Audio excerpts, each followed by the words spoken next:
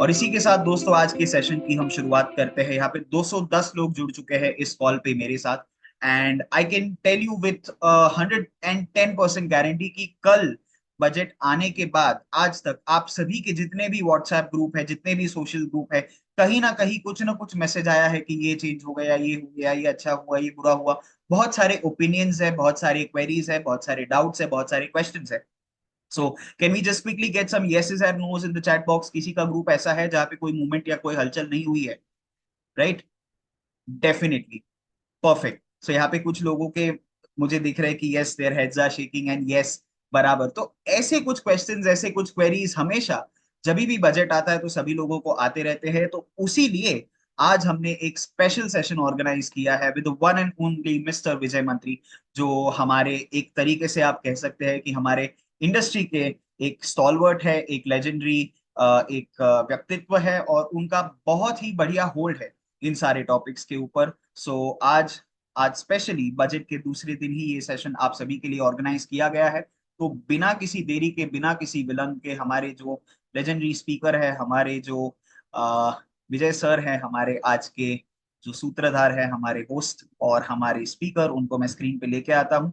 और बहुत बहुत स्वागत है sir. Thank you very much for joining with us today and helping us decode what's the budget 2024-2025 is। So thank you very much to all of you for joining in. और आशीष ये अभी full visible है? Yes sir, perfect. Okay. So let me just pointer option. Okay. So first of all, thank you very much to all of you for joining in. और आज हम discuss करने वाले definitely capital gain का discussion करेंगे।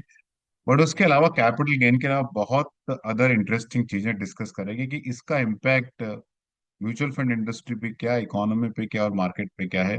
और आपने बहुत सारे न्यूज़ देखे होंगे, बहुत सारे आर्टिकल्स पढ़े होंगे, बहुत सारे व्हाट्सएप ग्रुप पे आपने चीजें देखी होगी।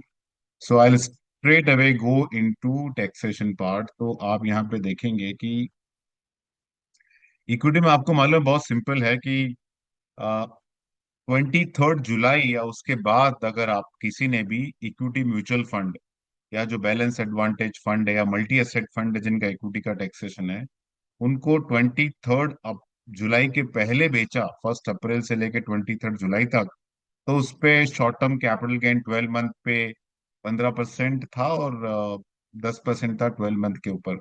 अभी 23 जुलाई ऑनवर्ड कोई भी सेल करेगा इक्विटी म्यूचुअल फंड या डायरेक्ट स्टॉक्स, तो वहां पे कैपिटल गेन टैक्स 12.5% हो गया।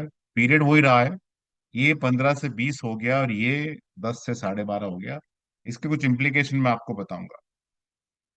दूसरा हम आते हैं डेट म्यूचुअल फंड में। डेट म्यूचुअल फंड में कैलकुलेशन थोड़ी सी कॉम्प्लिकेटेड है, तो मैं आपको सिंप्लीफाई करने की कोशिश करता हूँ कि किसी ने अगर 1 अप्रैल 2023 के पहले डेट म्यूचुअल फंड में पैसा डाला है, 23 के पहले, और उन्होंने वो पैसा 22 जुलाई तक निकाल लिया।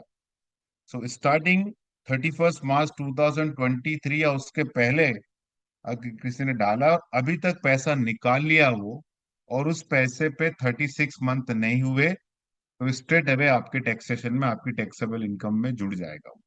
लेकिन अगर उसको 36 मंथ हो गए हैं तो वो 20% प्लस इंडेक्सेशन पे होगा। सो ये इफेक्टिवली इस फाइनेंशियल ईयर में 22 जुलाई तक अगर किसी ने डेट म्यूचुअल फंड में पैसा निकाला है, लेकिन उसका इन्वेस्टमेंट 1 अप्रैल 2023 के पहले का है, तो वो पुराना डेट टैक्सेशन उसके ऊपर एप्लीकेबल होगा। लेकिन किसी ने अगर 23 जुलाई या उसके बाद रिडीम किया है, इफेक्टिवली क्या है कि 1 अप्रैल 2024 23 के बाद किसी ने पैसा निकाला है, तो उसको 1 अप्रैल 2025 के बाद ही पैसा निकालना है, ताकि उसका स्लैब 12.5% में आवे, क्योंकि 24 मंथ होल्डिंग पीरियड हो गया लॉन्ग टर्म कैपिटल गेन के लिए। सॉरी, डेट म्यूचुअल फंड में तो है ही नहीं, डेट म्यूचुअल फंड में आपका स्ट्रेट अवे टैक्सेशन लग जाएगा। अगर किसी ने 1 अप्रैल 2023 के पहले पैसा डाला है और वो 23 जुलाई के बाद निकाल रहा है, और उसका 24 मंथ नहीं हुआ है, तो पूरा टैक्स स्लैब में चला जाएगा, टैक्सेबल इनकम में। और अगर 24 मंथ हो गया है तो वो 12.5% पे लगेगा। उसके बाद अगर 1 अप्रैल 2023 के बाद डेट फंड में कहीं भी आपने पैसा डाला है तो बहुत सिंपल है, कोई long term short term capital gain का कॉन्सेप्ट नहीं है। वो सीधा का सीधा जो इनकम होगा वो आपकी एफडी की तरह ट्रीट किया जाएगा। थर्ड कैटेगरी आ गई अपनी हाइब्रिड फंड, जिनका की इक्विटी अलोकेशन 35% से ऊपर है, लेकिन 65% के ऊपर नहीं है। 65% के ऊपर होते ही तो वो इक्विटी म्यूचुअल फंड की कैटेगरी में चले जाते हैं। तो कोई भी हाइब्रिड फंड जिनका अलोकेशन 35% से ऊपर है लेकिन 65% से कम है इक्विटी के अंदर, तो वहां अगर 23 जुलाई के बाद आप रिडीम करते हैं और वहां अगर आपने 24 मंथ का होल्डिंग पीरियड रखा है तो उसका टैक्सेशन 12.5% आएगा। तो ये एक रिलीफ है, या थोड़ा रिलीफ भी मान सकते हैं इसको हम लोग। और जो बाकी सारे म्यूचुअल फंड है, जिसके अंदर गोल्ड हो गया, सिल्वर हो गया, फंड ऑफ फंड हो गया, इंटरनेशनल फंड हो गया, मल्टी एसेट फंड हो गया, और डोमेस्टिक इक्विटी जो 35 से 65% के बीच में है, वहां कहीं भी अगर आपने पैसा डाला है, पैसा निकाला है 23 जुलाई के बाद, तो वहां 24 मंथ का होल्डिंग पीरियड होना चाहिए। तब आपको 12.5% का कंसेशनल टैक्स मिलेगा। अब इसके अंदर बहुत इंटरेस्टिंग चीज क्या हुआ, ये सारे के सारे ऑप्शन 1 अप्रैल 2023 से लेके 22 जुलाई 2024 तक ये इफेक्टिवली सारे के सारे प्रोडक्ट स्लैब रेट में आते थे, मतलब मार्जिनल टैक्स रेट में आते हैं। लेकिन इनको अभी चेंज कर दिया, तो ये मैं आपको एक्सप्लेन किया हूँ। मालूम है मुझे इतना सिंपल नहीं है, लेकिन आपके क्यूएंडे रहेंगे, उसके साथ मैं थोड़ा आपको एक्सप्लेन करने की ज्यादा कोशिश करूंगा। लेकिन अपने को जो पुराना हुआ, पुराना में ध्यान नहीं देना है, आगे क्या हुआ उसके अंदर ध्यान देना है।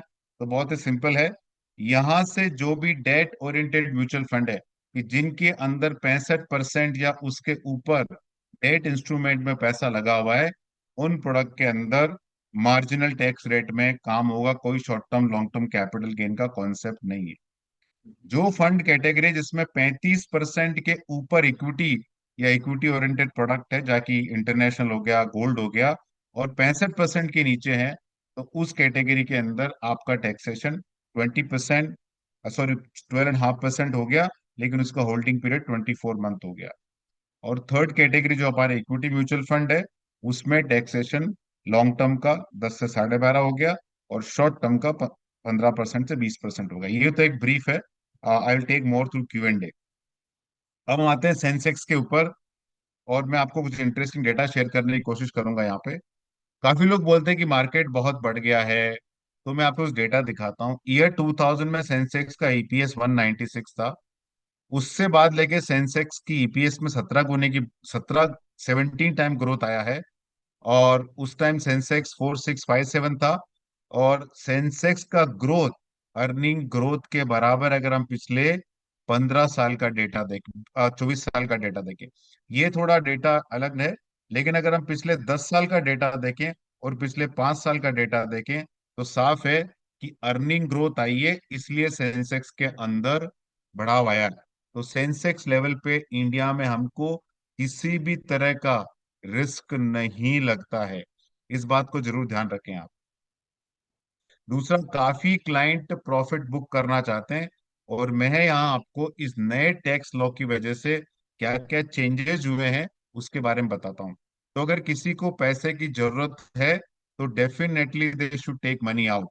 बट आपको ये भी सोचना है कि आप रियल एस्टेट से पैसा निकाल सकते हैं, क्या गोल्ड से पैसा निकाल सकते हैं, क्या एफडी से पैसा निकाल सकते हैं, क्यों इक्विटी से ही पैसा निकालना है अपने को।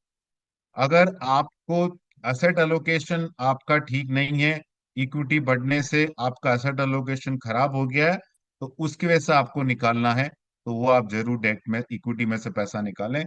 3 से 5 साल का पैसा हमेशा जो खर्चा है वो डेट और डेट ओरिएंटेड इंस्ट्रूमेंट के अंदर रखना चाहिए। लेकिन मार्केट बढ़ गया उसकी वजह से पैसा निकालना है, तो वो लॉजिक बिल्कुल नहीं है, क्योंकि व्यू बेस्ड इन्वेस्टिंग और डिस इन्वेस्टिंग दोनों ही सही चीज नहीं है। और अगर आप आज पैसा निकालेंगे क्योंकि आपको लग रहा है कि, और आपके क्लाइंट को लग रहा है कि मार्केट बहुत ज्यादा बढ़ गया है, पैसा निकाल लेता हूं, मैं फिर नीचे लेवल पे आऊंगा, तो पहला तो मार्केट नीचे लेवल पे आपको मिलेगा क्या? There is no guarantee of that. even the market goes down at the lower level, will you or your client able to invest that? There's no guarantee. But what is the guarantee? I will explain you, and this is a very important slide. You should keep that in mind. So suppose you see this slide, and I explain through various combination. If somebody's income is below 50 lakh, and I've taken this without 1.25 lakh annual exception, आपको exemption मिलता है, उसको निकाल के मैंने लिया है. If you invested 10 lakh rupees, 10 lakh rupees, 10 lakh rupees, 10 lakh rupees, and the value of the portfolio in one case is 15 lakh, in another case 20 lakh, is another case 30 lakh, is another case 40 lakh. Suppose this is what happened to your client.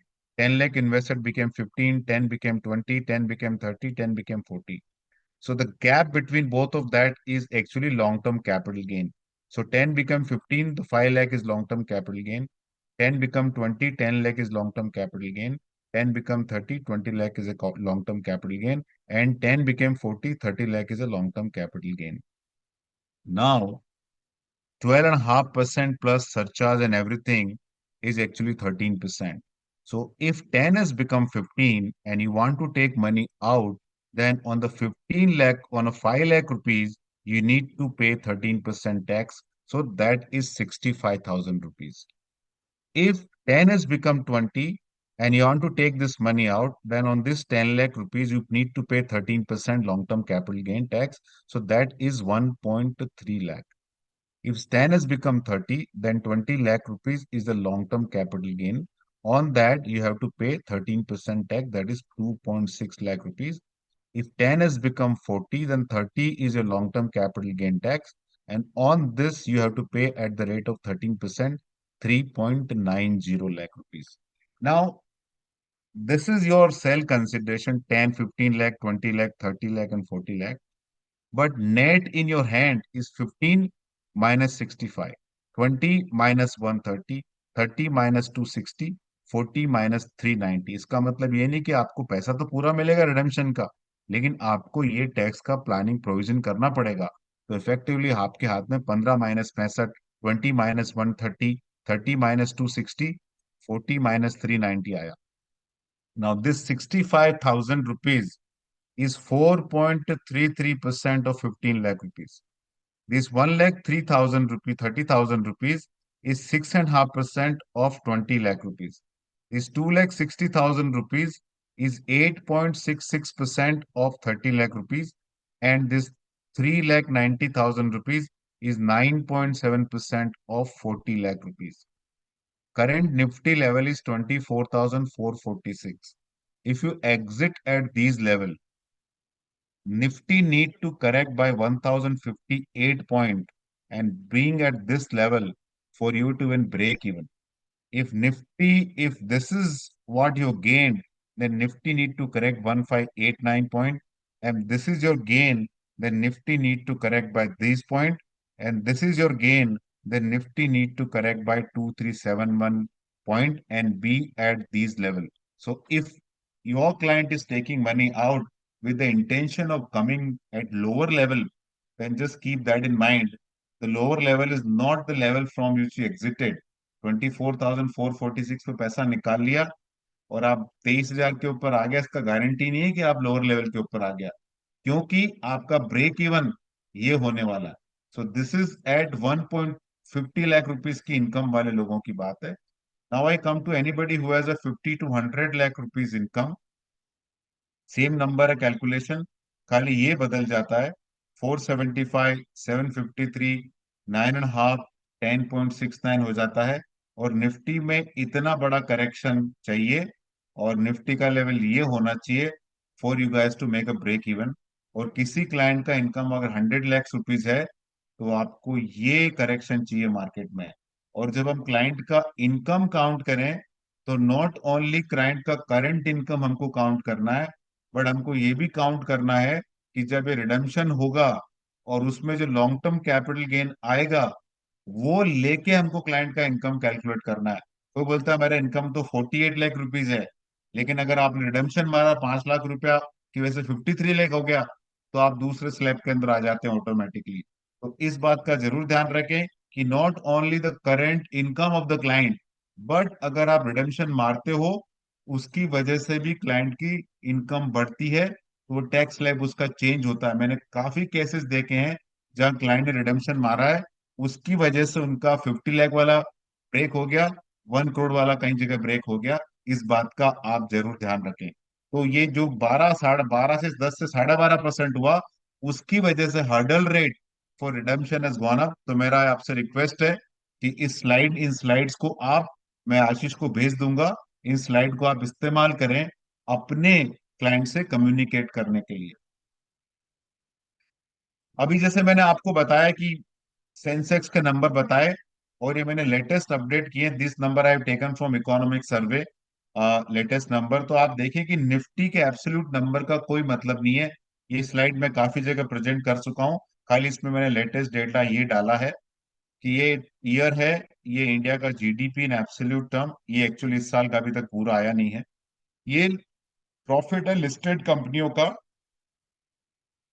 और ये है profit as a percentage of GDP.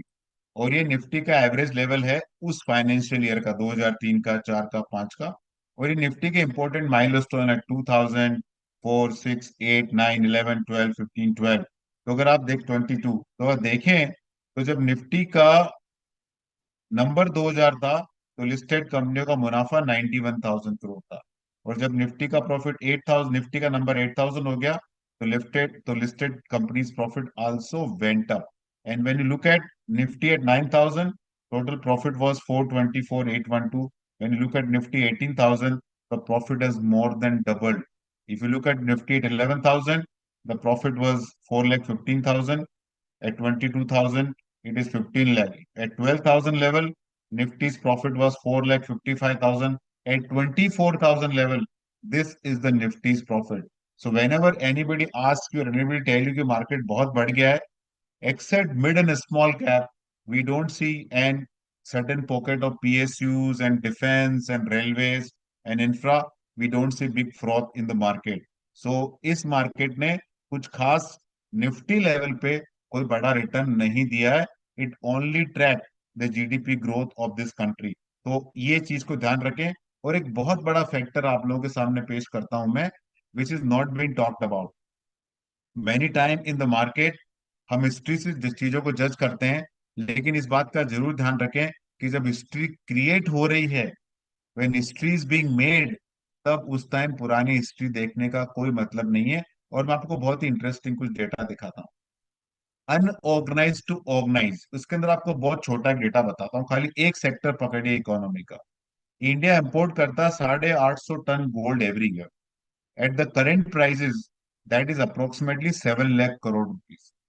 80%, कोई बोलता है 70%, कोई बोलता है 80% of that gold is use for jewellery. तो 5,60,000 करोड़ की ज्वेलरी है। और ऑर्गेनाइज सेक्टर 2000 के अंदर 5% था ऑर्गेनाइज सेक्टर, 2024 में वो ऑर्गेनाइज सेक्टर ज्वेलरी में 36% हो गया, 5% से 36%।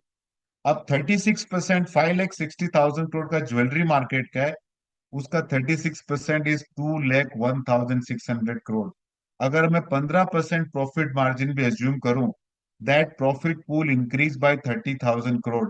जो पहले खाली 5% था, this has gone up 7 time. तो इसका मतलब क्या, पहले करीब 3,000 करोड़ के आसपास था, अब ये 3-4 हजार करोड़ के आसपास था, वो 30,000 करोड़ हो गया। तो खाली एक मार्केट के सेगमेंट से आपका ऑर्गेनाइज प्रॉफिट पूल में इतना बड़ा हिस्सा आ गया। There are many segment of the market where unorganised और कैश इकोनॉमी से ऑर्गेनाइज की तरफ आ रहा है। तो इस बात का जरूर ध्यान रखें। ये दो स्लाइड आप इसको देखें, उसके बाद इसको देखें। And this is happening in every walk of life. पहले आप रेस्टोरेंट में खाना खाने जाते थे, यू पे in cash, now you order और यूपीआई। वो सारा का सारा फॉर्मल इकोनॉमी के अंदर आ गया। और इसीलिए गवर्नमेंट का टैक्स रेवेन्यू इज गैलोपिंग, मतलब वो भयंकर तरीके से सरकार का टैक्स रेवेन्यू बढ़ रहा है। ये बहुत इंटरेस्टिंग चीज है आपको देखने के लिए कि लास्ट 10,000 पॉइंट जो सेंसेक्स के बढ़े हैं ना, उसमें आरआईएल, भारती, एसबीआई, एम&एम, आईसीआईसीआई बैंक ने कंट्रीब्यूट किया 55%, टीसीएस, अदानी, इन्होंने कंट्रीब्यूट किया 30%, मारुति, एल&टी, एचसीएल, इन्होंने कंट्रीब्यूट किया 8%। और ये जो बड़े बड़े नाम है ना, इन्होंने नेगेटिव कंट्रीब्यूट किया है। एक तो ये चीज का ध्यान रखें। और दूसरा है, बहुत ही इंटरेस्टिंग स्लाइड है, आप इस स्लाइड को देखें तो मालूम पड़ेगा कि निफ्टी 50 कंपनी का, एक मिनट देखिए, somebody is calling, थोड़ा अर्जेंट। अगर आप देखें निफ्टी 50 कंपनी का रिटर्न, तो पिछले एक साल का 25% है, निफ्टी 50 का रिटर्न एक साल का 25% है। लेकिन अगर निफ्टी स्टॉक लें 50, तो उनका रिटर्न है 38%। निफ्टी 50 का रिटर्न है 25%, लेकिन निफ्टी 50 स्टॉक का रिटर्न है 38%। और अगर 25% के ऊपर मैं स्टॉक लूं, तो 31 stock out of 50 stock has deliver more than 25% return. और 4 स्टॉक ने तो 100 टका के ऊपर दिया है, और करीब करीब 16 स्टॉक ने 50% के ऊपर रिटर्न दिया है। फिर भी काफी जगह अंडर परफॉर्मेंस हो रहा है। और यही कारण है कि रिटेल इन्वेस्टर और advisors are recommending thematic and sectoral fund to the client, because big money is made here, जहां की वेटेज निफ्टी में बहुत कम है। और यहाँ पे देखिए क्या नाम है, Asian paint, Bajaj finance, ITC, HUL, HDFC life, Kotak bank और एचडीएफसी, सारे के सारे जो सो कॉल्ड ऋतिक स्टॉक्स थे, उनका परफॉर्मेंस, ये डेटा थोड़ा 2-3 वीक पुराना है, ये नंबर है। तो कंस्ट्रक्शन करना पोर्टफोलियो का बहुत अलग चीज है, इंडिविजुअल स्टॉक आइडेंटिफाई करना बहुत अलग है, और किस तरह आपका वेटेज आए पोर्टफोलियो में बहुत इंपॉर्टेंट रोल प्ले करता है। और ये रीजन है कि आज हम देख रहे हैं कि retail investor is moving more toward thematic fund.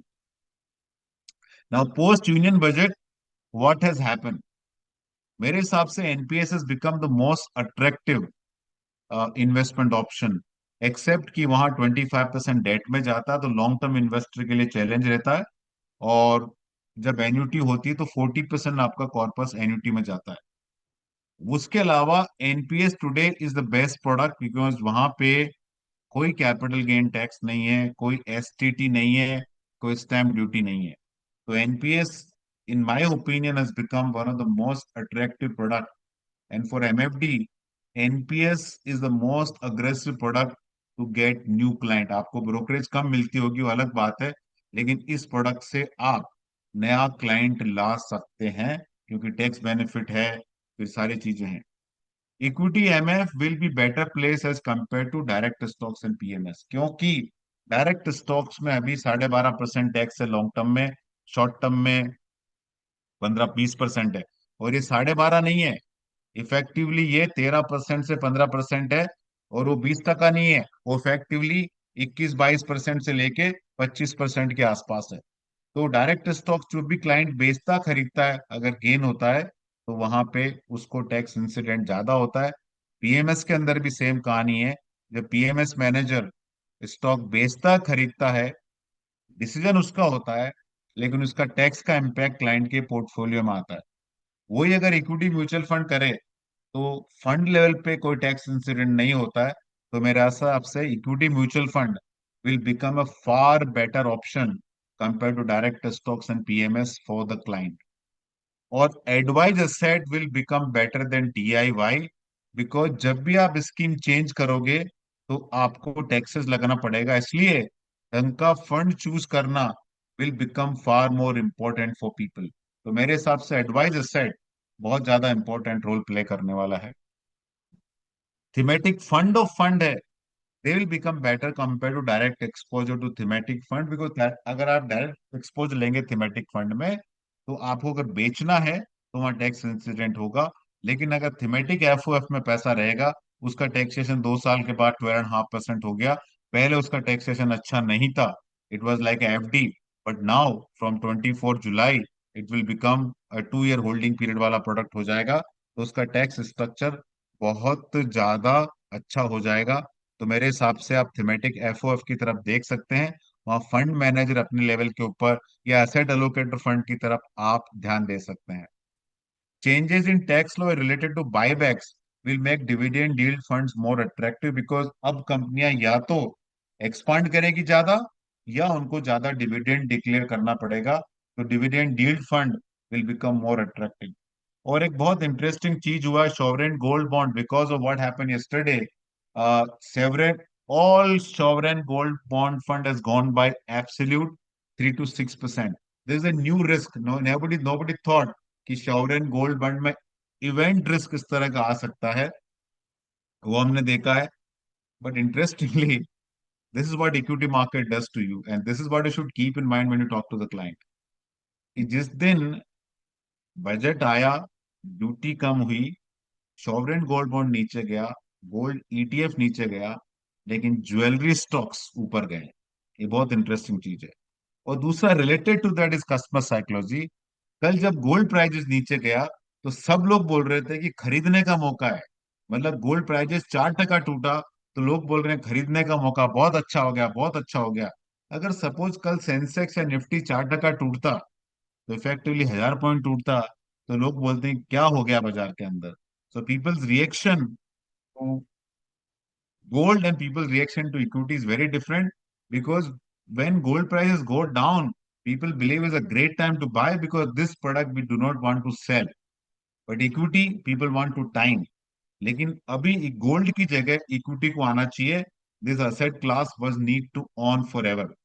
And from a taxation perspective, gold is a worst impacted, and real estate return will be much lower in new taxation. If the tax will be higher in new taxation if the return on real estate is below 10% compounded. If it is above 10% compounded, then real estate in new tax regime will be better option from a taxation perspective, lesser taxation. Gold में average 9% return आता है, तो in new tax regime gold will be negatively impacted. But gold के अंदर एक बात है कि एक तो काफी गोल्ड जो हम बाई सेल करते हैं वो कच्चे का होता है. दूसरा, गोल्ड जनरली लोग बेचते नहीं है. तो ये मेरी तरफ से आपको समिंग अप है. और हमारा प्रोडक्ट और ज्यादा सुपीरियर हो जाएगा. हमारे प्रोडक्ट के अंदर एक्साइटमेंट कम है, लेकिन हमारा प्रोडक्ट बहुत अच्छा है. और ये है एयरबस 380, और ये फाइटर प्लेन.